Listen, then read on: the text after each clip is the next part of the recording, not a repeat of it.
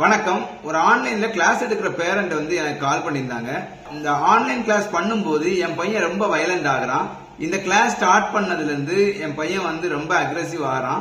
என் husband இந்த கிளாஸ்னால தான் அவன் வயலண்ட் ஆகிறான்னு ஃபீல் பண்றாங்க அப்படின்னு சொல்லியிருந்தாங்க. அந்த பையனுக்கு ஏற்கனவே 10-11 வயசு ஆயிருக்கும். அந்த பையன் ரெகுலர் ஸ்கூல் போகாம இருக்கிறான். அவன் எதுவுமே கத்துக்காம ஒரு பேசிக் லெவல்ல தான் இருந்தான். அந்த 10 வயசே நான் லேட்டுன்னு நினைச்சிட்டு இருக்கும்போது அவங்க கிளாஸ் ஜாயின் பண்ணாங்க. அதுக்கப்புறம் அந்த பையனுக்கு கிளாஸ் போயிட்டு இருந்துச்சு. அந்த பையனும் கொஞ்சம் கத்துட்டு இருந்தான். ஆனாலும் அந்த பையனுக்கு கிளாஸ் எடுக்கும் போது அந்த கிளாஸ் அட்டன் பண்றதுல கொஞ்சமும் விருப்பம் இருக்காது. அவன் அடம் பிடிப்பான். பேரண்ட்ஸ் என்ன நினைக்கிறாங்கன்னா, அந்த பசங்க இந்த கிளாஸ் எடுக்கும் போது ஸ்ட்ரெஸ் ஆறாங்கன்னு ஃபீல் பண்றாங்க. அதனால அவங்க என்ன நினைக்கிறாங்க, இந்த கிளாஸ எடுக்கலன்னா அந்த பசங்க ஹாப்பியா இருப்பாங்கன்னு நினைக்கிறாங்க. ஆனா பேரண்ட்ஸுக்கு புரியாத இன்னொரு விஷயம் என்னன்னா, அந்த பசங்களுக்கு நீங்க சும்மா உட்கார வச்சீங்கன்னா அதுக்கப்புறம் சும்மா இருக்கும் போது கூட கத்த ஆரம்பிப்பாங்க, கோவப்படுவாங்க. சின்ன சின்ன விஷயத்துக்கு அவங்க அவுட் பஸ்ட் ஆவாங்க. எப்பவுமே ஒரு ஸ்பெஷல் சைல்டு வச்சிருக்கக்கூடிய பேரண்ட்ஸுக்கு அந்த குழந்தைங்களை ஹாப்பியா வச்சிருக்கணும்னு தான் நினைப்பாங்க. அதனாலதான் அந்த குழந்தைங்களுக்கு ஒரு போரிங் ஆக்டிவிட்டி கொடுக்கும் போது அந்த குழந்தைங்க கோவப்படுறாங்க, கத்துறாங்க. அந்த ஆக்டிவிட்டியை சுத்தமா அவங்களுக்கு பிடிக்கிறது இல்ல. அவங்களுக்கு எஸ்கேப் ஆகுறதுக்கு சான்ஸ் இருக்குன்னு தெரிஞ்சிச்சுன்னா அவங்க ஈஸியா அதுல இருந்து எஸ்கேப் ஆறாங்க. அவங்க கொஞ்சம் கத்துனாச்சுனாலே இவங்க விட்டுறாங்கன்னு தெரிஞ்சிச்சுன்னா அவங்க கத்தி ஆர்ப்பாட்டம் பண்ணி அந்த கிளாஸ ஸ்கிப் பண்ணிட்டு போறாங்க.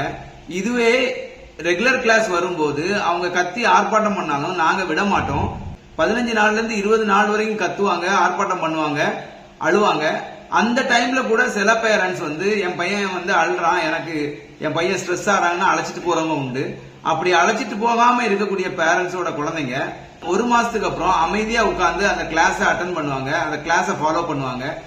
யூசுவலி எந்த பேரண்ட் எல்லாம் கொஞ்சம் லீனியண்டா இருக்காங்களோ அந்த குழந்தைங்க தான் கிளாஸ் அட்டன் பண்றதுக்கு கஷ்டப்படுறாங்க. எந்த பேரண்ட் ஸ்ட்ரிக்டா இருக்காங்களோ அந்த குழந்தைங்க கிளாஸ் அட்டன் பண்றதுக்கு தயக்கப்படுறது இல்ல. அவங்க ஒழுங்கா கிளாஸ் வராங்க, ஒழுங்கா அட்டன் பண்றாங்க. இந்த குழந்தைங்களும் பேரண்ட்ஸோட சைக்காலஜியை நல்லா புரிஞ்சு வச்சுக்கிறாங்க.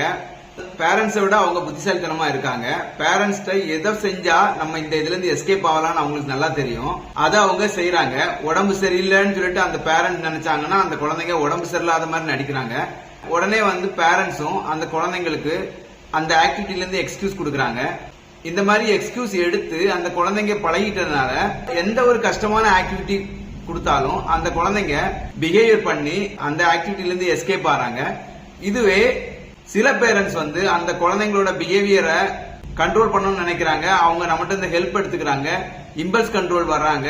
அதை கத்துக்கிட்டு அந்த குழந்தைங்க எஸ்கேப் ஆக ட்ரை பண்ணும்போது அந்த குழந்தைங்களுக்கு ட்ரைனிங் கொடுக்கறாங்க.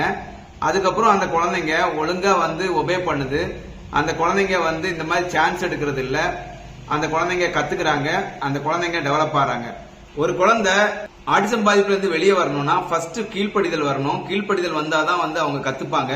கத்துக்கிட்டாதான் அந்த குழந்தைங்க இந்த பிரச்சனையில இருந்து வெளியே வருவாங்க. இன்னைக்கு நல்ல நிலைமையில இருக்க அத்தனை பேரண்ட்ஸும் கஷ்டப்பட்டு தான் இந்த இடத்துக்கு வந்திருப்பாங்க.